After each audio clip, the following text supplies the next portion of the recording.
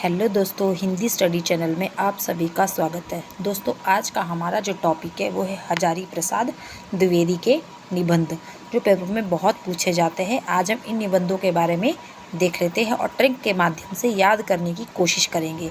तो चलो दोस्तों, वीडियो को शुरू करते हैं।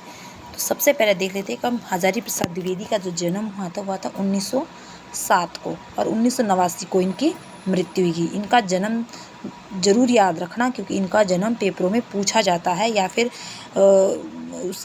ऑप्शन में आते हैं कि किसका जन्म कब हुआ था। हजारी प्रसाद द्विवेदी का जन्म कब हुआ था? 1907 को हुआ था। 1989 को इनकी मृत्यु हुई थी। मृत्यु नहीं पूछी जाती है, लेकिन जन्म इनका ज़रूर पूछा जाता है। और हजारी प्रसाद द्विवेदी जो है, अगर निबंध की बात आई तो ललित निबंध के जनक माने जाते हैं। ये अगर पूछा गया कि ललित निबंध के जनक कौन है, तो है हजारी प्रसाद द्विवेदी। ठीक है, अब देख लेते हैं इन्होंने कुछ निबंधों के बारे में कहा है कि वे कहते हैं कि जो निबंध है वो व्यक्ति की स्वाधीन चिंता की उपज है। भाई, ये कहते हैं कि जो निबंध है, निबंध के बारे में इन्होंने कहा है कि व्यक्ति की जो स्वाधीन चिंता है उसकी उपज है निबंध।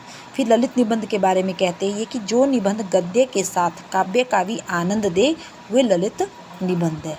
कहते हैं कि जो निबंध गद्य के साथ काव्य का भी आनंद दे वे कैसे निबंध है? वो ललित निबंध कहे जाते हैं। अगर कभी पूछा गया है कि हजारी प्रसाद द्विवेदी ने ललित निबंध के बारे में क्या कहा, या ये पंक्ति दी जा सकती है कि निबंध गद्य के साथ काव्य का भी आनंद दे वे ललित निबंध है। ये पंक्ति किसने कही है? तो ये किसने कही है? हजारी प्रसाद द्विवेदी ने।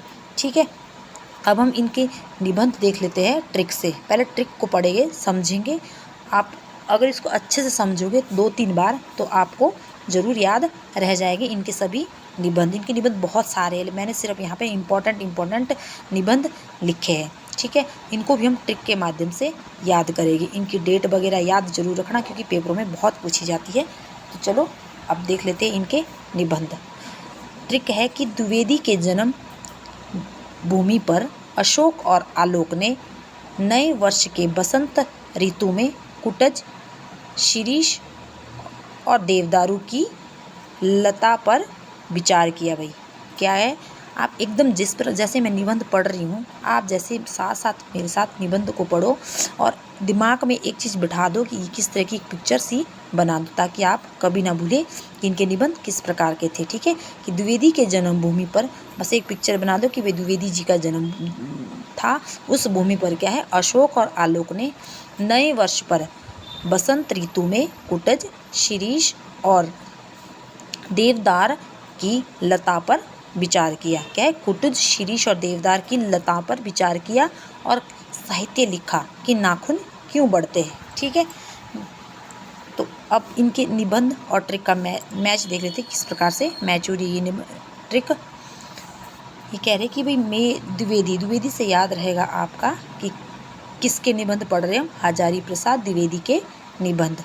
ठीक है, अब जन्मभूमि मतलब मेरी जन्मभूमि। अशोक के फूल, जिनका 1948 है। ये याद रखना, 1948 ये बहुत इम्पोर्टेंट है कि इनके निबंध की डेट क्या है? 1948 में। अशोक के फूल, आलोक से आलोक, पर्व, नए वर्ष, नया वर्ष, बसंत मतलब बसंत आ गया। ठीक है, कुटज इम्पोर्टेंट निबंध है ये। कुटज इनका 1964। शिरीष के फूल, देवदारू, लता मतलब कल्प लता। ठीक है, विचार और वितर्क, ये भी इम्पोर्टेंट निबंध है।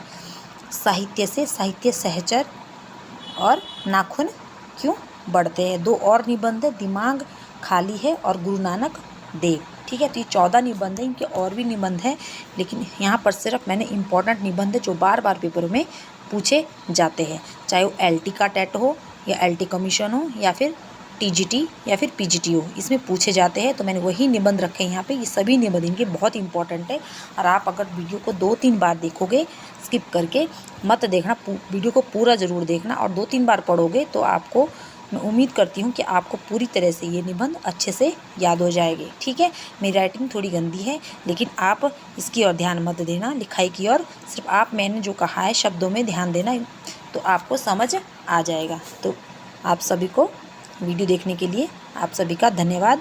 और अगर वीडियो अच्छी लगी है तो प्लीज़ चैनल को लाइक करना, शेयर करना और कमेंट करना कि आपको मेरी ये वीडियो कैसी लगी।